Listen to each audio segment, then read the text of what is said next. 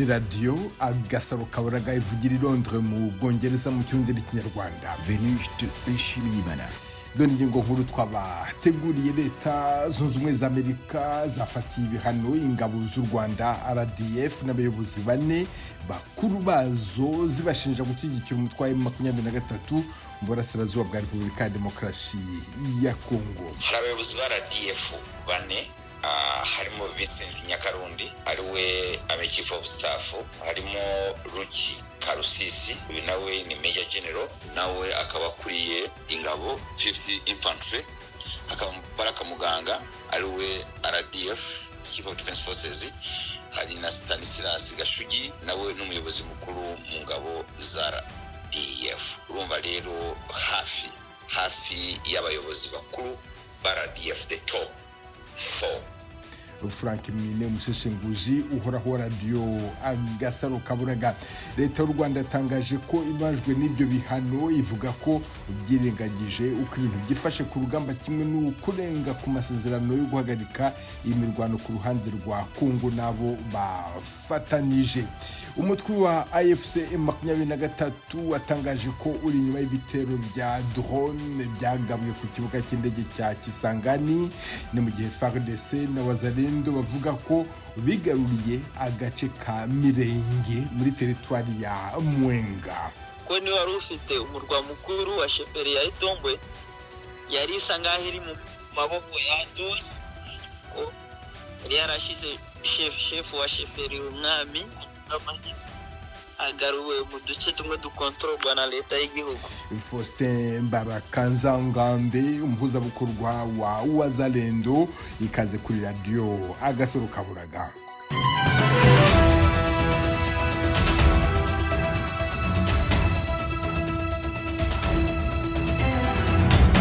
Duhere ku makuru avugwa hirya no hino ku isi, mugezwaho n'umugenzi wacu Temistokle Mutijima.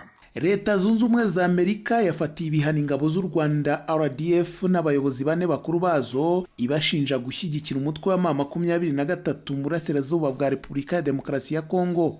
Mu itangazo rya Minisiteri y'Imari ya Amerika, RDF ishinjwa gutanga ubufasha bwa gisirikare, imyitozo n'ibikoresho bigezweho byafashije M23 gufata imijyi ya Goma na Bukavu ndetse n'ahantu hakungahaye ku mabuye y'agaciro.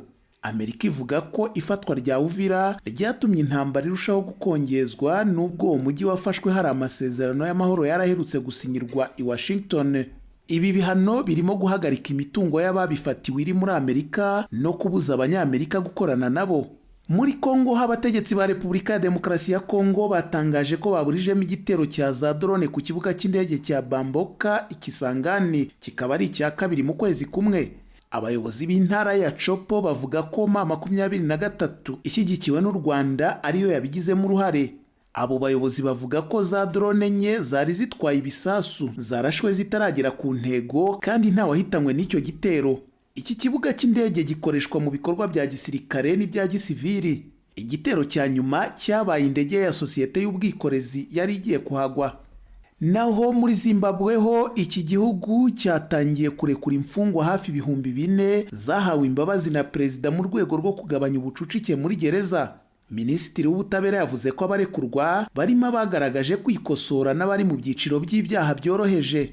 Ibi bibaye nyuma y'uko guverinoma yemeye impinduka mu itegeko nshinga zishobora kongerera manda perezida Emmerson Mnangagwa kugeza mu 2030.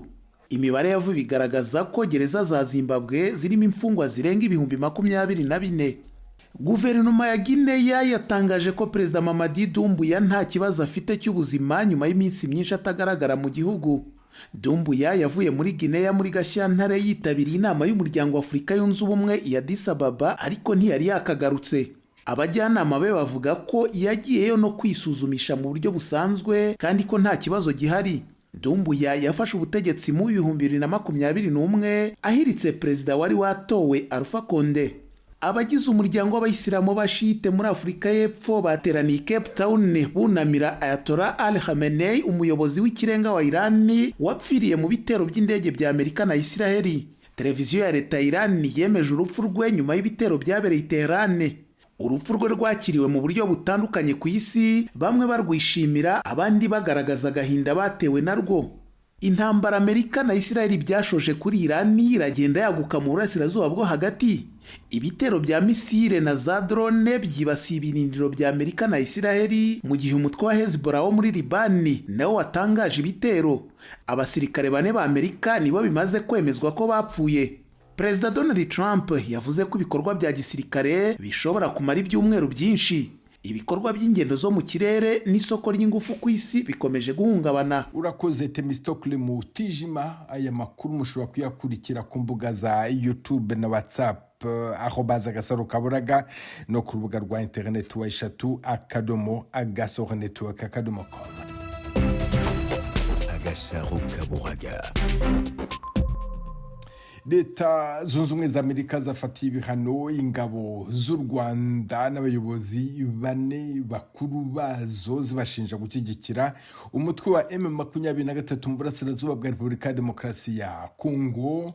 Mu itangazo rya Minisiteri y'Imari ya Amerika, RDF ishinjwa gutanga ubufasha bwa gisirikare, imyitozo n'ibikoresho bigezweho byafashije M23 gufata imijyi ya Goma na Bukavu ndetse n'ahantu hakungahaye ku mabuye y'agaciro. Ibihano birimo gufatira imitungo iri muri Amerika no kubuza abanyamerika gukorana n'abashyizwe ku rutonde. Kugira ngo dusobanukirwe uburemere bw'ibi bihano, ndi kumwe n'umunyamategeko Frank Mwine, akaba n'umusesenguzi uhoraho radio Agasarokaburaga. Frank Mwine, wiriweho? Miriho neza Venuste. None ibi bihano bifatiwe Minisiteri y'Ingabo z'u Rwanda ndetse n'abayobozi bakuru bisobanura iki? Urakoze Venuste.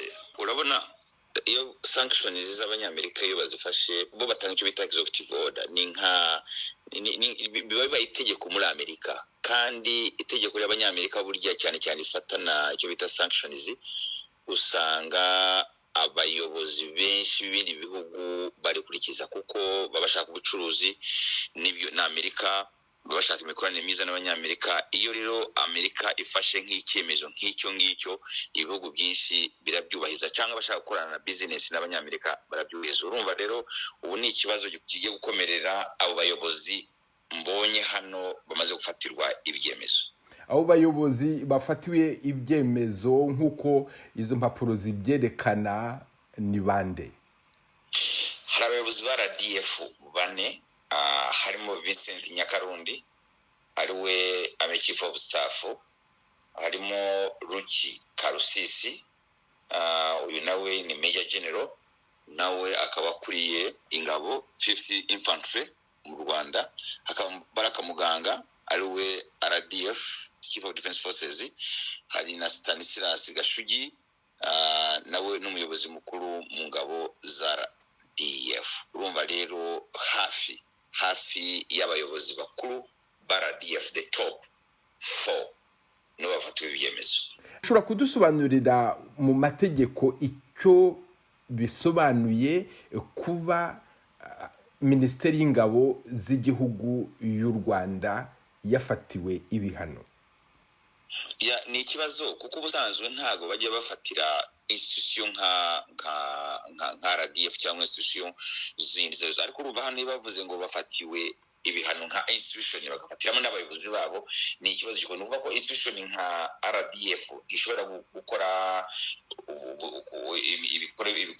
ibikorwa yakoraga nka gutwara traininga na UN, amafaranga bayihaga. Urabona nka institutions nka RDF yabonaga trainings, yabonaga byita ibiraka nk'uko bakunda kubyita, kugira nka muri Mozambique, Central African Republic.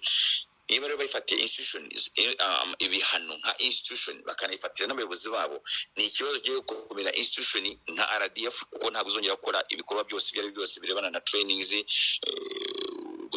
kugenda gutwara abantu uko batwaraga UN igiye kubafatira ibyemezo. Ikindi kigiye gukomera rumba nka leta nayo ubwayo nka leta muri rusange n'igiye gufata kubona ibibazo kuko na trainings zo hanze nka leta yatwaraga hanze gutraininga bizabikomeye ntabwo bizongera gukorwa. Kuba bino bihano bifashwe mu gihe hari inzira y'amahoro iriho, hari inzira y'amahoro ishingiye ku biganiro bibera i Katari, hari inzira y'amahoro ishingiye ku biganiro byabereye i Washington. Mbese byagira izihe ngaruka ku nzira y'amahoro no kuri iyi ntambara muri rusange? Bizarangiza intambara, bizacumbagiza inzira y'amahoro, cyangwa se bizayihutisha? Ibihano bigamije iki? Ubusanzwe ibihano hano nabibonye muri tangazo ryabo rivuga ko ntabwo bikenewe guhana, ahubwo bikeneye gufasha kugira ngo bitunganye ikibazo cyayo, kuko urumva icyo bashinja izi ngabo ni uko zifasha nk'uko babivuga abayobozi ba M23, bakanavuga ko bo ubwabo nabo bajya ku rugamba kubera izo mpamvu. Rero Trump na ayo bise PC president yashaka ko, cyangwa perezida w'amahoro, bashaka ko ibyo bintu bidakorwa, bigabanuka, n'amasezerano basinye y'amahoro basinye Washington. Bo nka Leta Zunze Ubumwe za Amerika zivuga ko amasezerano atubahirijwe, nubwo bavuga ngo bavuye mu mujyi bari bafashe nka Uvira. Bo bavuga ko nka Leta Zunze Ubumwe za Amerika zivuga ko nubwo bavuga ko bavuye mu mujyi wa Uvira, ariko bari mu nkengero z'uwo mujyi ku mipaka y'u Burundi na Kongo. Akaba ari niyo mpamvu bo ntabwo bumva ko mu by'ukuri amasezerano basinye Washington yubahirijwe. Frank Mwine, umuseshenguzi uhoraho wa Radio Agasaro Kaburaga, twavuganaga uri i Tel Aviv muri Israeli. Ndagushimiye cyane kandi nkwifurije umunsi mwiza. Murakoze Venuste, ndabashimiye. Leta y'u Rwanda yatangaje ko ibabajwe n'ibihano yashyiriweho na Leta Zunze Ubumwe za Amerika ku bijyanye n'intambara yo mu burasirazuba bwa Repubulika ya Demokarasi ya Kongo. Mu itangazo ryasohorewe i Kigali kuri wa mbere, ibiro by'umuvugizi wa guverinoma byavuze ko ibyo bihano byirengagije uko ibintu byifashe ku rugamba, kimwe no kurenga ku masezerano yo guhagarika imirwano ku ruhande rwa Kongo nabo bafatanije. Kigali ishinja Kinshasa gukorana n'imitwe yitwaje intwaro irimo FDLR, kandi ikavuga ko yiyemeje gukomeza kubahiriza amasezerano ya Washington igihe impande zose zubahiriza inshingano zazo. Agasaro Kaburaga. Mukomeje kumva Radio Agasaro Kaburaga ivugira Londres mu Bwongereza mu cyongereza cy'Ikinyarwanda. Ihuriro AFC 23 riratangaza ko riri inyuma y'igikorwa cyo gusenyaho indege zitagira abapilote zizwi nka drone zihagurukira mu nkengero z'umujyi wa Kisangani. Iryo huriro rikavuga ko izo ndege zari zigiye gukoreshwa mu kugaba ibitero ku basivile no ku birindiro byaryo. Mu itangazo ryashyizwe ahagaragara kuri uyu wa mbere mu ijoro, AFC M23 ishinja ubutegetsi bwa Kinshasa gutera ibisasu mu duce dutuwe n'abaturage benshi.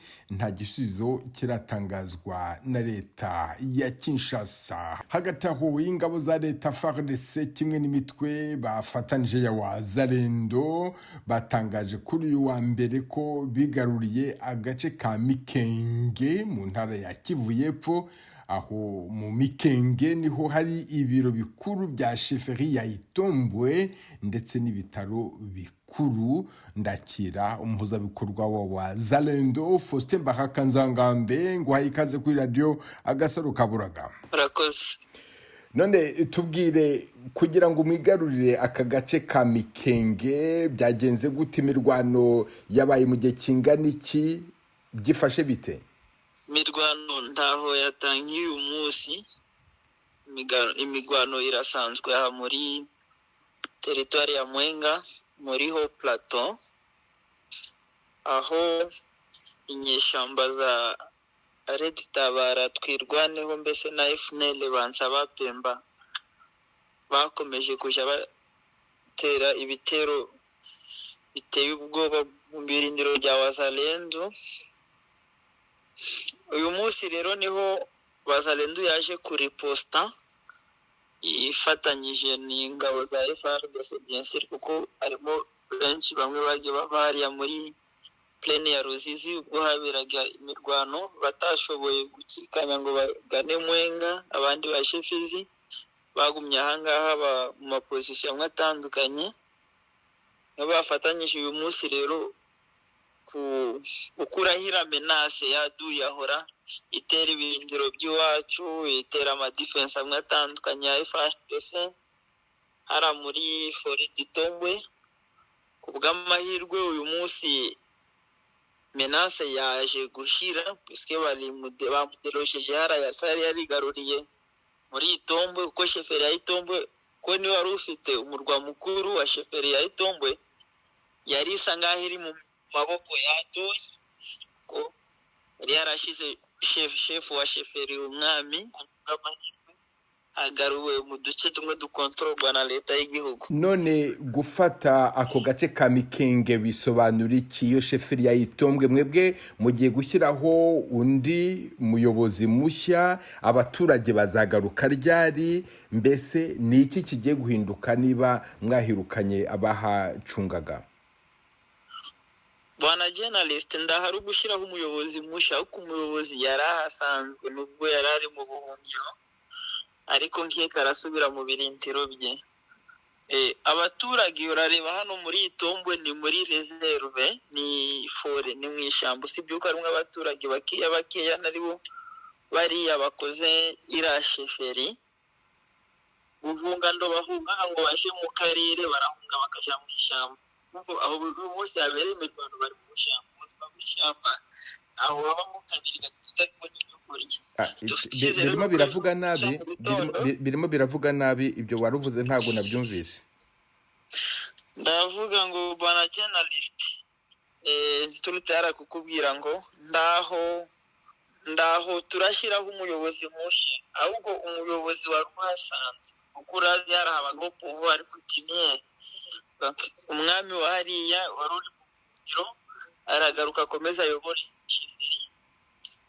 Abaturage bahunze ni muri reserve, Itombwe ni reserve ya fore, ni fore. Donc ndaho abaturage bahunga ngo baje kurebike amazu amagari menshi, harimo amago ingo nkeya babamo bakajya mu ishyamba. Ubuzima bw'ishyamba ndangwamo kabiri gatatu batabona ibyo kurya.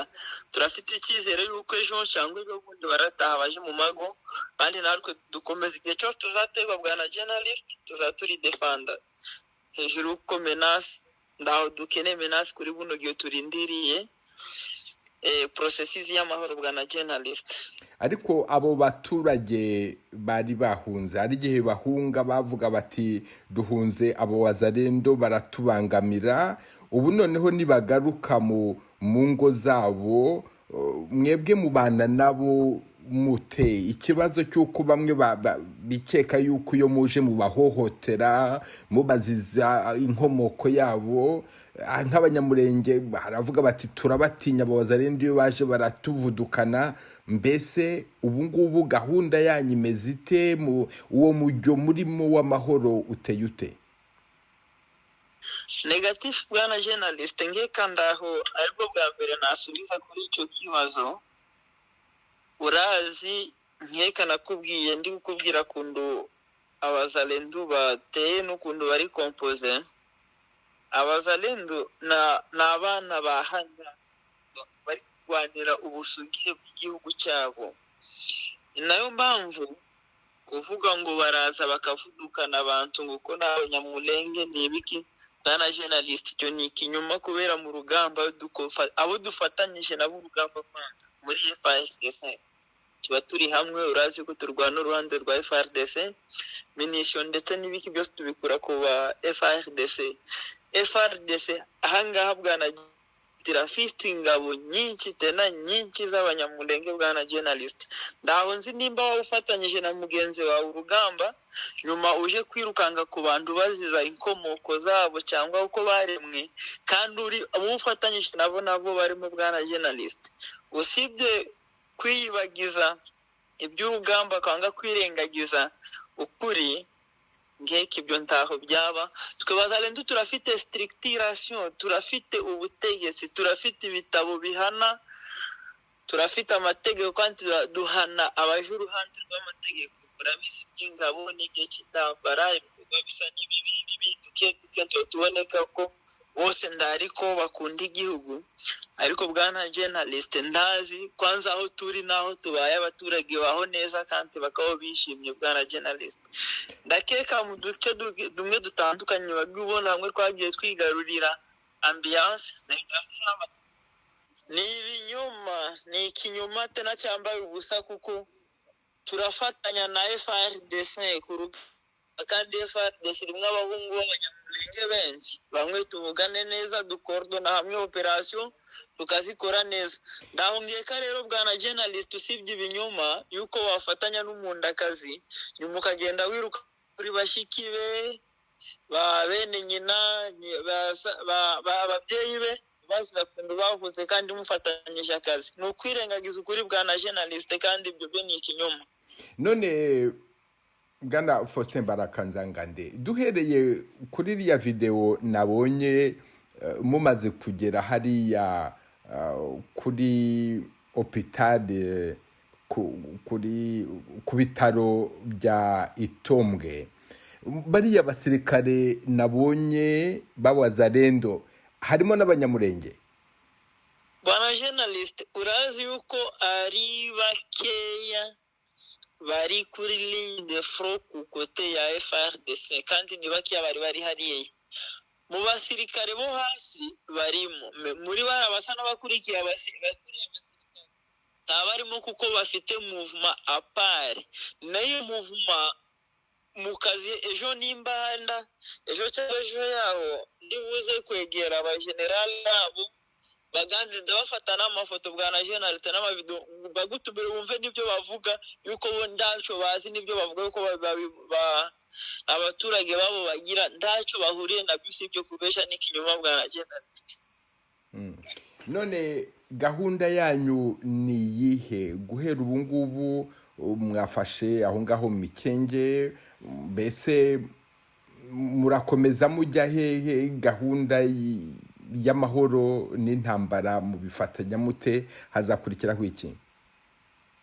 Urazi twe burya na gahunda y'urugamba dufite usibye yuko twe tugenda dusiprimira menace ira manipulation y'abaturage guhura babwira abaturage uko Abazalendo ari babi, Abazalendo ari abicanye mu duce tugenda tumwe dutandukanye bagiye bakora murede bakica n'abaturage bakavuga n'Abazalendo babikoze. Iyo niyo menace tugenda. Menace nikomeza bwana journalist tuzanakomeza tukurangiza menace naho nihagarara tuzahagarara turinde ira processus y'amahoro bwana journalist. None uravuga ibyo byo kwica abaturage, ejo bundi hatangajwe amakuru y'ibyobo byabonetsemo abantu bagera nko ku 120 bitaramenyekana neza igihe bapfiriye, niba barapfuye mbere yuko M23 iva muri uwo mujyi wa Uvira cyangwa se mba barapfuye igihe mwebwe FARDC na Wazalendo mwahavaga. Mwebwe amakuru uzi nayahe? Bari abantu bishwe nande? Uruhare rwanyu nuruhe? Byifashe bite? Bwana journalist nkeka icyo kibazo kiragaragara igisubizo kubera urazi neza nabonye ubwo n'abasore baba mouvement citoyen ma groupe populaire ma groupe de pression babaza bari kulansa campagne yo ngo ou enterre les M23 mbese abari bari turabahambaye. Turazi ko bafisha mu rugamba barwana abaturage barapfa niki ariko nta munsi nugu nagumwe usibye amamaskalade cyo wundi rwanze ngo bagiye guhamba abantu barashwe na drone.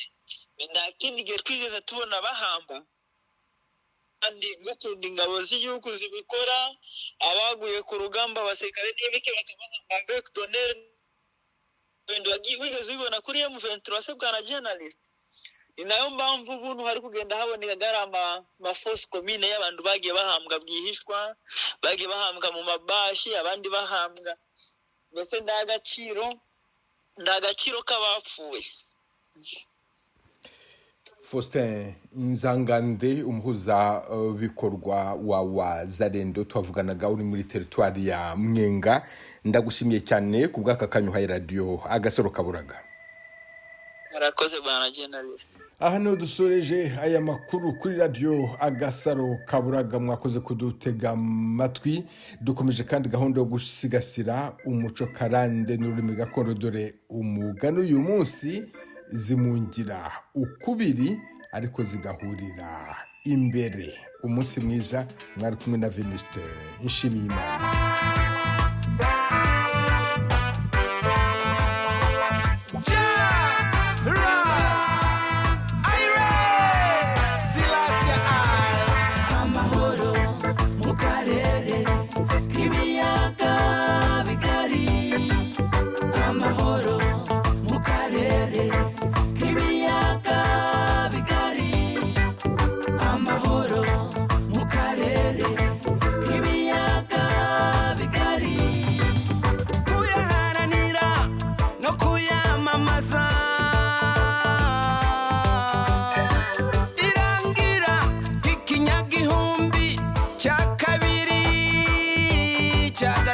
kubaha uburenganzira bw'ikiremwa muntu wese, wubahe agateka kazina muntu, tukerekane mu karere k'ibiyaga bigari, tugendera ubuntu mu bantu.